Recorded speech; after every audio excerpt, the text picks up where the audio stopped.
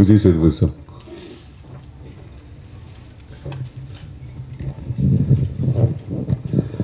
உள்ள வந்திருக்கவங்க எல்லாருக்கும் வணக்கம்.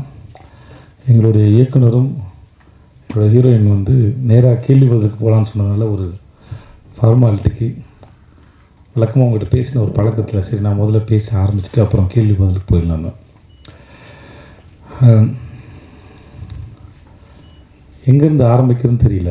ஏன்னா இந்த படம் ஆரம்பிக்கிறதே ஒரு நிறைய சண்டை சச்சரவுக்கு நடுவில் தான் இந்த படம் முதல்ல தொடங்குது. முதல்ல அந்த இயக்குனரும் இந்த நடிகரும் ஒன்று சேர அந்த விஷயம் தொடங்கினது வந்து எங்களுக்கே எதிர்பார்க்கல. நானும் வந்து என்றைக்குமே இவரோட வேலை செய்யக்கூடாதுன்னு இருந்து, அவரும் என்னோட வேலை செய்யக்கூடாதுன்னு இருந்து, அதுக்கப்புறம் ரொம்ப சாதாரணமான ஏன்னா ரெண்டு பேருக்கும் பெருசாக தனிப்பட்ட முறையில் கோவம் எதுவும் இல்லாதனால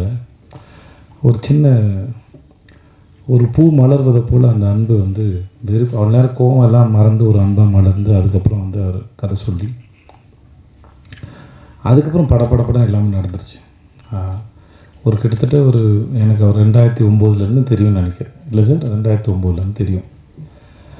இன்றைக்கி தான் மத்தியானம் பேசினோம். அவருக்கு நேஷ்னல் அவார்டு வரும்போது நான் அவரை என்னோடய தென்மேற்கு பொருட்காட்டு படத்துக்கு ஆடியோ லான்ச்சுக்கு இன்வைட் பண்ண போனேன். நானும் அவர் மட்டும் தான் இருந்தோம். அவருக்கு அந்த மெசேஜ் எதுவும் நான் தான் படித்து சொன்னேன். ஃப்ளைட் டிக்கெட் எதுவும் நான் தான் படித்து அவருக்கு சொன்னேன் நான். ஸோ ஏதோ ஒரு பெரிய சர்க்கிள் வந்து கம்ப்ளீட் ஆன மாதிரி இருந்தது.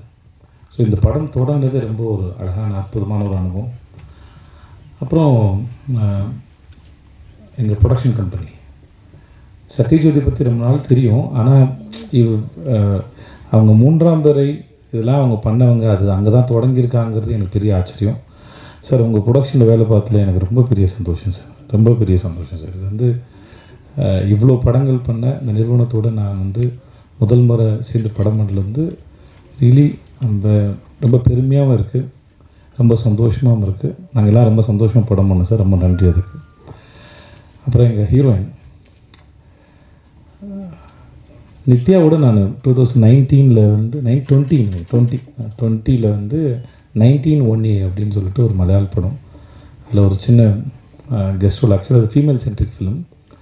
அந்த டைரக்டர் வந்து அவங்க பேர் இந்து. ஸோ அவங்க நித்யா தான் நடிக்கிறாங்க, எனக்கு தெரியாது. ஆக்சுவலாக வந்து இந்துவோட கதை அதை பிடிச்சி போய் அவங்களுக்காக பண்ணலான்னு சொல்லி போனது அது. அப்போ ரெண்டு பேரும் ஏதாவது ஒரு நல்லா எல்லாம் சேர்ந்து போய் இது ஒரு படம் ஒர்க் பண்ணுவோம் அப்படின்னு பேசிட்டு வந்தது. அதுக்கப்புறம் இப்படி நடக்கும் எதிர்பார்க்கல. ஏன்னா இந்த மாதிரியான ஒரு படம் நித்யாவோட ஒர்க் பண்ண ரொம்ப நாள் ஆசை இருந்துச்சு. ஆனால் இந்த மாதிரியான ஒரு படத்தில் அவங்களோட ஒர்க் பண்ணுறது பெரிய சந்தோஷம். படம் பார்க்கும்போது அவங்க எல்லாருக்கும் தெரியும். இந்த கதாபாத்திரத்தில் நித்யாவை தவிர வேறு யாரையும் இமேஜினே பண்ண முடியாது. எனக்கு தெரிஞ்சிருக்க அவங்க பண்ண எல்லா படத்துலையும் அதுதான் நினைக்கிறேன். நித்யா ஒரு படம் நடித்தாங்கன்னா அதுக்கப்புறம் அந்த இடத்துல வேற ஒருத்தர் வச்சு பார்க்கவே முடியாது. அதுதான் நித்யா. ஏன்னா அது சும்மா வந்தோம், இது சீனு, இது டயலாகு, ஓகே இது கோரியோகிராஃபி, இதை நடிப்போம் அப்படின்லாம் இல்லை. அதை முழுமையாக புரிஞ்சுக்கிட்டு அது என்ன பண்ணலாமோ, இன்னும் எப்படிலாம் பண்ணலாமோ, டைரக்டுக்கு என்னெல்லாம் தேவையோ அது எல்லாத்தையும் சரியாக புரிஞ்சுட்டு அதை சரியாக பண்ணிடணும் மெனக்கிடக்கூடிய ரொம்ப அற்புதமான ஒரு ஆர்டிஸ்ட்டு. நான் நித்யாவோட ஒர்க் பண்ணது ரொம்ப பெரிய சந்தோஷம். தேங்க்ஸ் நித்யா, இந்த படத்தில் நீங்கள் வந்து ரொம்ப நன்றி. பாண்டராஜ் சார் பற்றி சொல்லிட்டேன், சண்டே பற்றி தான் சொன்னேன். ஆனால் நிறைய பேரோட ஒர்க் பண்ணியிருக்கோம். ஆனால் அது ஒரு பிரயாணம் மாதிரி வச்சுக்கோங்களேன். நம்ம ரொம்ப தூரம் பிரயாணம் போயிட்டே இருப்போம். அந்த பிரயாணம் செய்யப்பட்டு ஒரு 500 கிலோமீட்டர் பிரயாணம் பண்ணுறோன்னா ஒவ்வொரு கிலோமீட்டரும் மனசில் தாங்காது.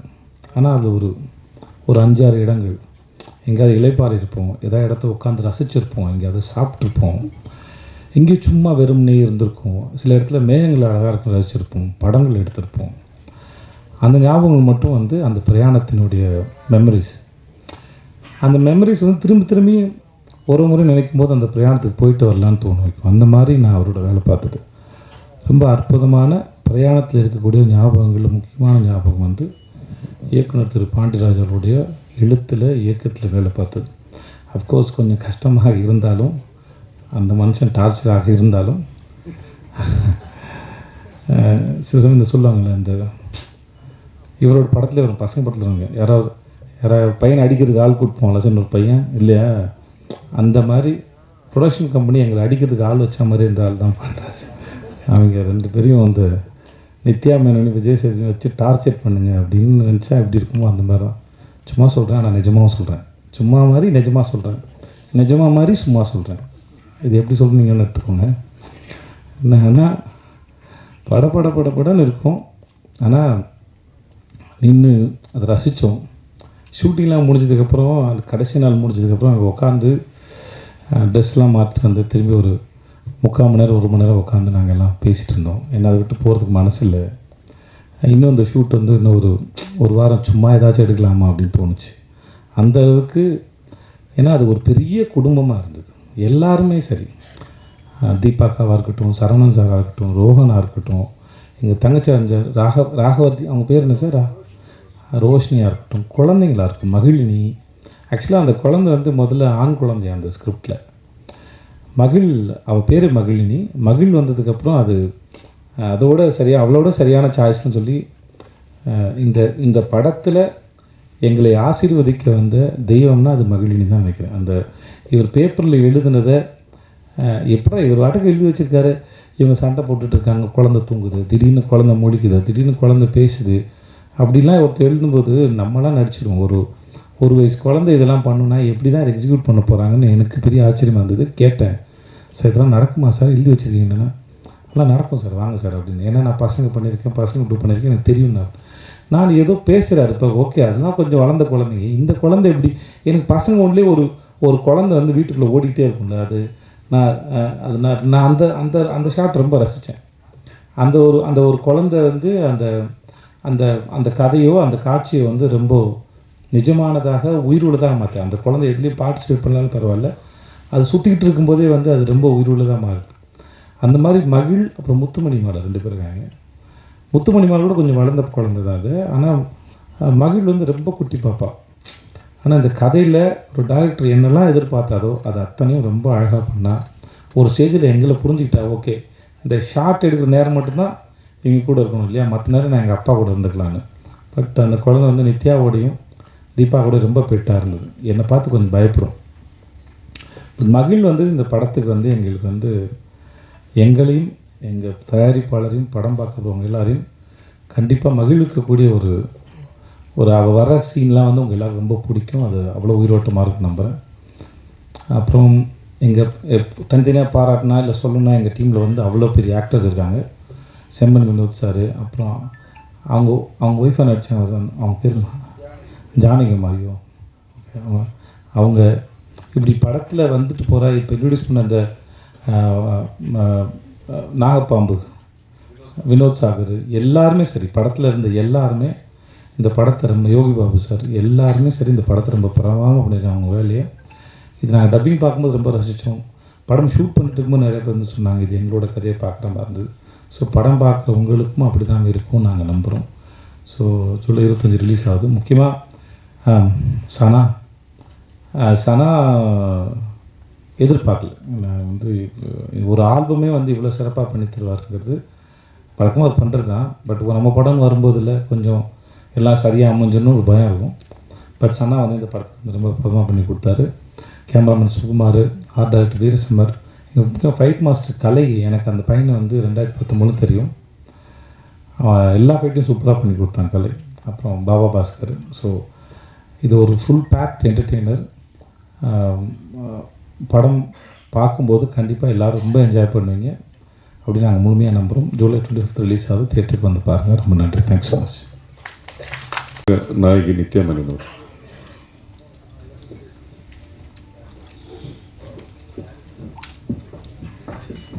வணக்கம். சேதுபதி சார் எல்லாம் சொல்லிட்டாங்க. ஐ திங்க் மோரலெஸ் எல்லாருக்கும் அந்த மாதிரி ஒரு சேம் தாட்ஸ் தான் இருக்குது. ஸோ சிம்பிளாக சொல்லிடுறேன். இந்த படம் ஷூட் பண்ணுறது it was one of the most happiest experiences of my life. ஏன்னா ஒரு படம் பண்ணும்போது நிறையா பேர் இருப்பாங்க, எஸ்பெஷலி நம்ம படத்தில் ஆக்டர்ஸ் நிறையா பேர் இருந்தாங்க. அதில் வந்து எவ்ரி சிங்கிள் பர்சன் எல்லாருமே, from Sethupathi sir to director to எல்லா டெக்னீஷியன்ஸும் எல்லா ஆக்டர்ஸும் ஒரே வேவ் லெங்க்த்தில் எல்லோரும் இருந்தோம். எதுவும் ஒரு ஈகோ இல்லாமல் ஒன்றுமே இல்லாமல் ரொம்ப ஈஸியாக சிம்பிளாக இருந்தோம் எல்லோரும். ஸோ நான் ஆடியோ ஃபங்க்ஷனில் சொன்னேன், ஈவன் ஒருத்தர் கூட ஏதாவது பிரச்சனை இருந்தால் அது வந்து அவ்வளோ பர்ஃபெக்ட் ஆகாது. ஸோ அது அவ்வளோ அந்த எக்ஸ்பீரியன்ஸ் அவ்வளோ பர்ஃபெக்டாக இருக்கிறதுக்கு எல்லாருமே காரணம். ஸோ எனக்கு personally it was one of the happiest shoots. And எனக்கு I am the most confident about this film. இந்த ஃபிலிம் வந்து எல்லாருக்கும் ரொம்ப பிடிச்சிடும்னு ரொம்ப கான்ஃபிடெண்ட்டாக இருக்கேன். So yeah, I hope you all like it and நன்றி.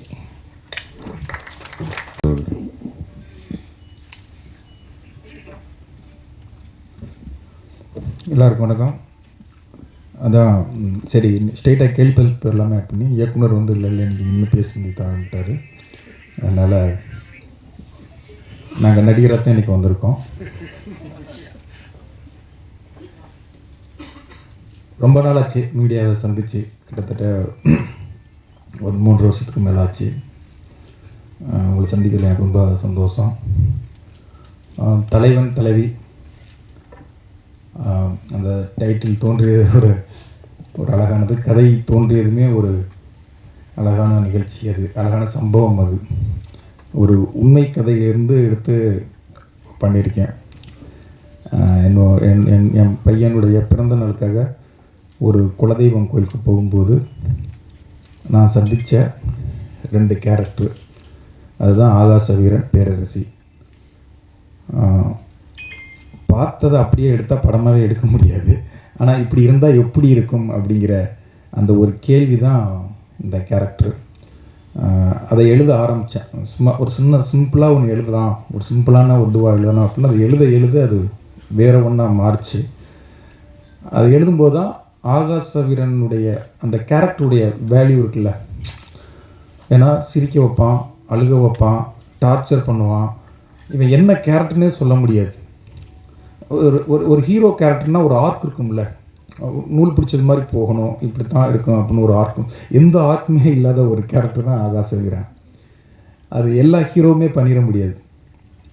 அது ஏதோ சேதுபதி சாரை சந்தோஷப்படுத்தணும் அப்படிங்கிறத அந்த இடத்துல சொல்ல, இந்த கேரக்டரை விஜய் சேது சார் மட்டும்தான் பண்ண முடியும். அதை நீங்கள் பார்க்கும்போது ப்ரெஸ்ஸோ போடுவான், நான் வந்து வெளில நிற்பேன் அப்போ நீங்கள் சொல்லுவீங்க. இதை அவர் மட்டும்தான் பண்ண முடியும். இந்த கேரக்டரை நான் இவர் பண்ணால் தான் நல்லாயிருக்கும் அப்படிங்கிறதையும் நம்பினேன். என்னென்னா அந்த கேரக்டருடைய இது, ஏன்னா டக்குன்னு மாறிக்கிட்டே இருக்கும். ஒரு சீரியஸாக போயிட்டுருக்கும், மாஸாக போயிட்டுருக்கும், அது பையன் அப்படியே காமெடியாக மாறும். காமெடி போய்கிட்டே இருக்கும், டக்குன்னு அது எமோஷனில் மாறும். அதுதான் ஒரு இந்த புதுசாக வண்டி ஓட்ட தெரியாமல் வண்டி ஓட்டுவாங்கல்ல, அப்படி ஒரு கேரக்டர் இந்த கேரக்டர். ஆனால் ரசிக்கக்கூடிய கேரக்டராக இருக்கும், ரொம்ப லவ் பண்ணக்கூடிய ஒரு கேரக்டராக இருக்கும். எந்த இடத்துலையுமே அந்த கேரக்டர் மேலே இரிட்டேஷனே வராது. கொஞ்சம் விட்டோம்னா அந்த கேரக்டர் மேலே ஒரு பயங்கர இரிட்டேஷன் வந்துடும். அப்போ இது அவர் மட்டும்தான் பண்ண முடியும். அதை ரொம்ப அழகாக ரொம்ப ரசித்து அதை எடுத்தோம். ஸ்பாட்லேயே எல்லாருமே வந்து அதை அவர் பண்ணுற ஒவ்வொரு மொமெண்ட்டையுமே ரொம்ப சிரித்தோம். எல்லாருமே பொதுவாக யூனிட்டில் வந்து தூரமாக போயிடுவாங்க. ஒரு கட்டத்துக்கு மேலே ஒரு 4-5 நாளில் அப்படியே அங்கே போய் உட்காந்துருவாங்க. ஆனால் நித்யாவும் சேது சார் பண்ணும்போது வேடிக்கை பார்ப்பாங்க. ஒரு மேனேஜர் எல்லோரும் வந்து நிற்பாங்க. அது அழகாக அவங்க ஆக்டிங் அப்படி அழகாக இருந்தது. அதே மாதிரி தான் பேரரசி கேரக்டரும். பேரரசி இப்படி தான் அப்படின்னு ஒரு எந்த ஆர்க்குமே இருக்காது. அவளும் அப்படித்தான், ரொம்ப அன்பானவ, அழகான அம்மா, நல்ல மருமக, நல்ல மனைவி. டப்புன்னு எப்போ மாறுவா எப்படி மாறுவான்னு எல்லாருடைய மனைவி மாதிரி இருந்தால் அவளை எப்படி ஹேண்டில் பண்ணுறதுங்கிறதே ரொம்ப கஷ்டமான கேரக்டர். ஆனால் அவளை ரொம்ப பிடிக்கும், ரொம்ப ஹஸ்பண்ட் அப்படி லவ் பண்ணுவாள். அப்போ இந்த கேரக்டர் யார் பண்ணுறது அப்படின்னா அது நித்யாவை தவிர வேறு ஒரு ஆப்ஷன் எனக்கு இல்லவே இல்லை. நான் இது வரைக்கும் 11வது படம், எனக்கு 10 படங்கள்லையுமே என்னுடைய ஹீரோயின் நான் நினச்ச ஹீரோயின் எனக்கு வந்ததே கிடையாது. முதல் தடவையாக என்ன ஸ்கிரிப்டில் எழுதணுன்னோ நித்யா மேனன் தான் இது ஹீரோயின்னா எனக்கு இந்த படத்தில் வந்திருக்கு. அப்படி இந்த படத்துக்கு நான் நினச்ச ஹீரோயின் கொடுத்த என் தயாரிப்பாளர் சத்யஜோதி தியாகராசன் சாருக்கும், செந்தில் சார், அர்ஜுன் சார், ரொம்ப நன்றி. அந்த கேரக்டர் வந்து நித்யா, அதாவது அது டாமன்ஜெரி லவ்னு சொல்லுவோம்ல, ஒரு புருஷன் பொண்டாட்டி சண்டையே நிறைய பேருக்கு கனெக்ட் ஆகும். அவங்க ஹஸ்பண்டோ அவங்க மனைவியோ அது வந்து 2 பேரும் என்னமோ உண்மையாகவே அவங்க வாழ்ந்தாங்களோ அப்படிங்கிற அளவுக்கு சாருடைய மனைவி வந்து கோவப்படுற அளவுக்கு 2 பேரும் அவ்வளவு உணர்வாக அவ்வளவு உண்மையாகவே இவங்க வாழ்ந்துருக்காங்கடா அப்படிங்கிற அளவுக்கு அழகாக நடித்து கொடுத்தாங்க 2 பேருமே. ஆனால் கொஞ்சம் டார்ச்சர் தான் சார். ஏன்னா முதல் நாள் 2 பேர் ஃபஸ்ட்டு 2 நாள் சேது சார் மட்டும் வச்சு எடுத்துட்டேன். 3ஆவது நாள் தான் 2 பேர் காம்பினேஷனும் சாஃப்டாக ஆரம்பித்தேன். நித்யா மேனன் வந்து சாமி கும்பிட்டு அப்படி ஒரு மணி அடிச்சுட்டு கும்பிட்டு போங்க. இந்த சாங்கில் பார்த்தீங்கல்ல அது அப்படின்னா அப்பா ரொம்ப சாஃப்டான டேரக்டர் அப்படின்னு அவங்க நினச்சாங்க. அப்புறம் 2 பேரையும் வச்சு ஒரு லவ்வர்ஸ் பேசிக்கிற மாதிரி ஒரு சீன் எடுத்தேன். அது உட்காந்தே தான் பேசணும், ரொம்ப ஜாலியாக சிரிச்சுக்கிட்டே எடுத்தோம். அது சீனும் நல்லா ரொம்ப வந்தது.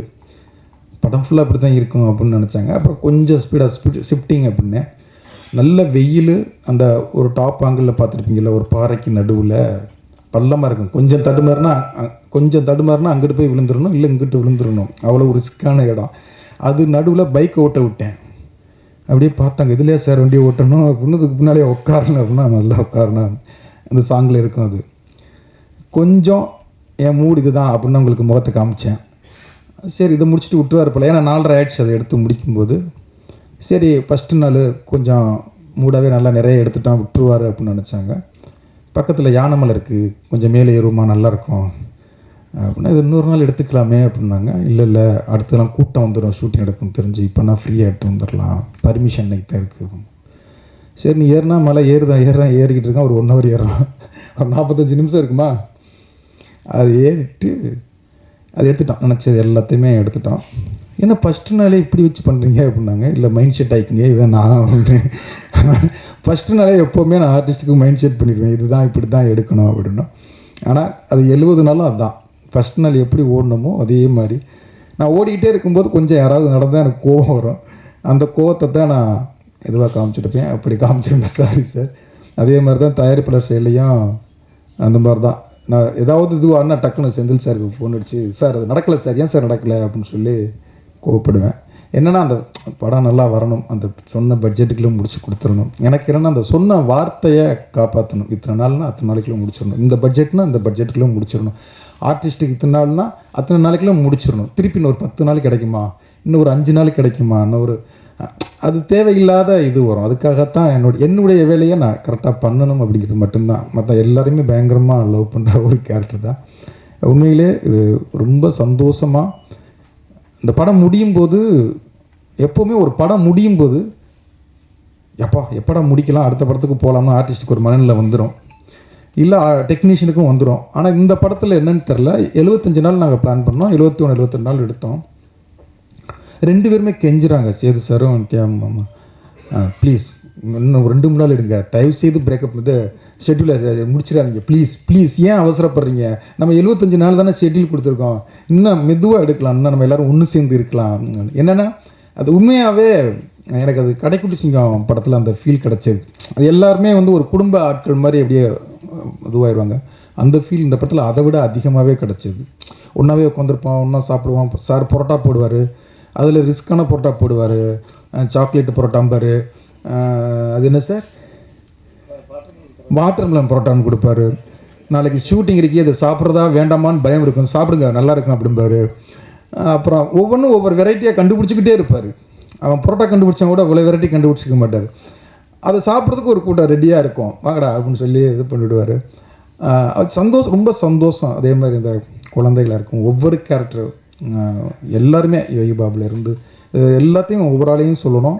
அவ்வளோ பேருமே ரொம்ப கேமராமேன், அவனும் நானும் அவன் அசிஸ்டண்ட் ஸ்டில் ஃபோட்டோகிராஃபராகவும் நான் அசிஸ்டன்ட் டேரக்டராகவும் இருந்தோம். அவன் நானும் சேர்ந்து அவ்வளோ.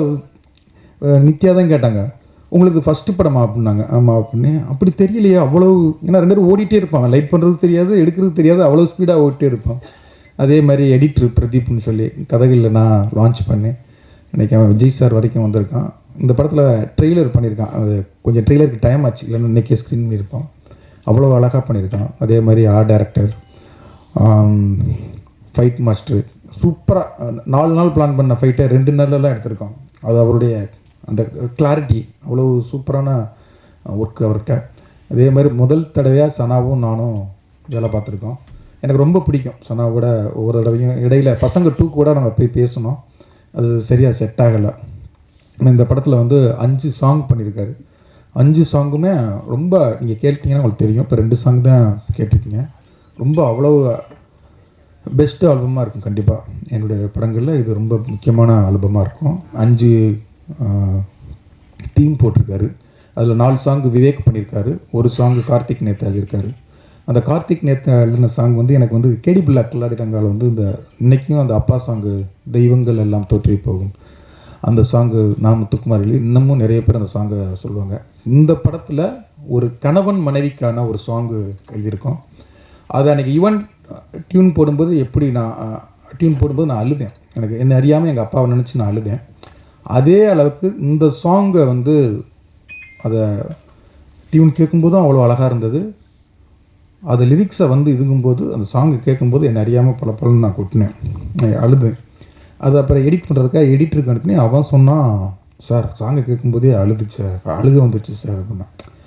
அந்த சாங் விஷுவலாக பார்க்கும்போது உண்மையாகவே கணவன் மனைவியை பிரிஞ்சிருந்தாவோ, காதலன் காதலியை பிரிஞ்சிருந்தாவோ, நண்பன் நண்பனை பிரிஞ்சிருந்தாவோ, அவங்க எல்லாருக்குமே இந்த சாங்கை கேட்கும்போது ஒரு உண்மையிலே ஒரு பயங்கர ஒரு ஃபீல் வரும், ஒரு யோசிப்பாங்க. கண்டிப்பாக இந்த படம் வந்து டைவர்ஸை பற்றி கொஞ்சம் பேசியிருக்கோம். இன்றைக்கி வந்து டைவர்ஸ் வந்து ரொம்ப அதிகமாகிட்டே இருக்குது. ஏன் அப்படிங்கிற ஒரு கேள்வி தான் இந்த கதை. அதை வந்து ஒரு விஷயமாக பேசியிருக்கோம். அது கண்டிப்பாக இந்த படத்துக்கு அப்புறம் நிறைய பேர் யோசிப்பாங்க. கடைக்குட்டி சிங்கான மவுட்டு பிள்ளை படங்கள் பார்த்துட்டு நிறைய அக்கா தம்பிகளும் அண்ணன் தங்கச்சிகளும் ஒன்று சேர்ந்துருக்குன்னு என்கிட்ட சொல்லுவாங்க. நிறைய கணவன் மனைவிகள் யாராவது டைவர்ஸ் ஆகணும்னு ஆசைப்பட்டிருந்தாவோ, இல்லை கோர்ட்டுக்கு போய் கொண்டிருந்தாவோ, போகணுமா அப்படிங்கிற ஒரு யோசனையை கொடுக்கும் அப்படின்னு நான் அந்த படத்தை நம்புகிறேன். கண்டிப்பாக வந்து யோசிக்க வைக்கும் அப்படிங்கிற நம்பிக்கை எனக்கு இருக்குது. அது படம் பார்த்ததுக்கப்புறம் பார்ப்போம். நன்றி, தேங்க்யூ.